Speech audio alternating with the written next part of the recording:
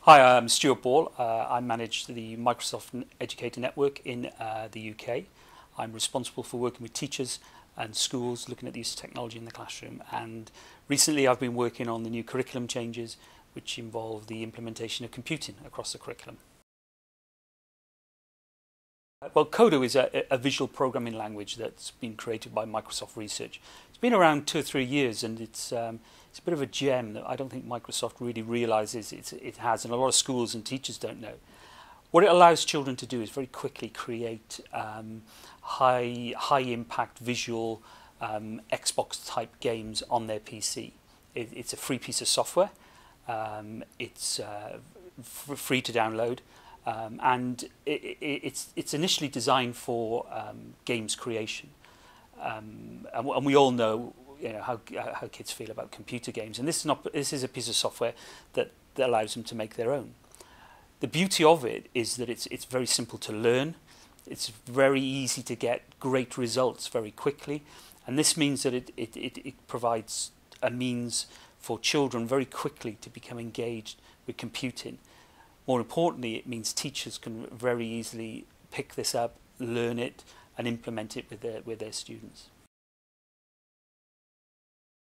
Initially, as I said, Kodu is designed to build games, but all great teachers will look at it and go, well, okay, I might be able to create a game sometime during my year, but Kodu involves lots and lots of skills. So one of the lessons that I would start with is just world building.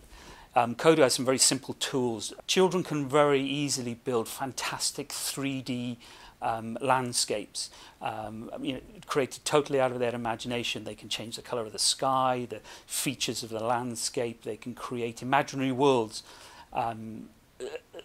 straight as if they were using a paintbrush. The other feature of Kodu, just by world building, is that it allows children to create a world that's from their imagination. And because you've got controls and a camera, you can fly around this world, so you can view it from any angle. And this leads on to ideas where children can use this as a stimulus for storytelling, or they could use it for a geography skill for building a map. Basically, it's their world, and they can do what they like with it. And that's the beginning of creating a game in Kodu. So you create your world.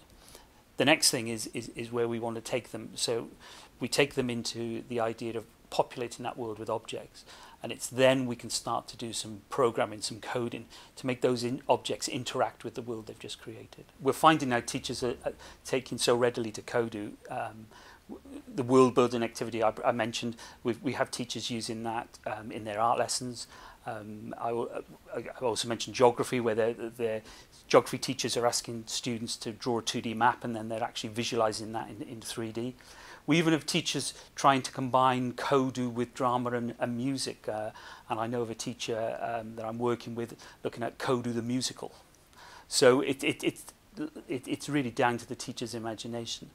Where Kodu perhaps, what it won't do is, if you want to make a game that will teach children mathematics by giving them sums, it won't do that. So if you're looking to do that activity, then use something other than Kodu.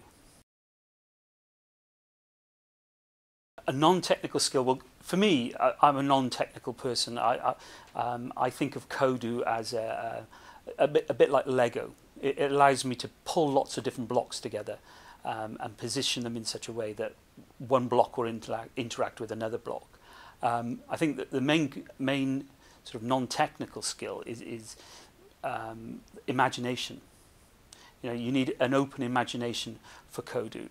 You have a set of tools that you can start designing and thinking about the creation you want to create. And its functionality is very simple, that allows you to make mistakes and correct those very quickly.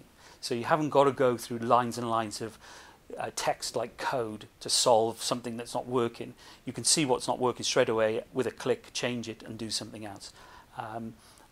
All the games I've tried to create, and they've been quite poor, but they're games that I've wanted to create. They've never ended up like I originally imagined them. So even working in the game, it leads you into other areas and other areas to discover. And I find that with children all the time.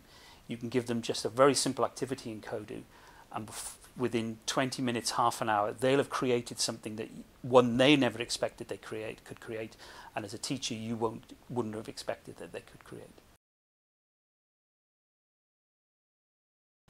Well, all of those elements are in Kodu, and they're there. They're just not labelled as that. So decomposition, for example, any game you create in Kodu will only run in Kodu. So if you created a game, you could give it to me, I could put it in Kodu and play your game. But also I could actually edit your game. I can actually see exactly how you've made it. And Kodu, when you download it, comes with lots and lots of games that have been created by some of the developers. So one of the activities I would give children is to give them a game and say, right, how does this game work? And from that, they can then see how what one person has made an object move, or how that one randomly fires a missile.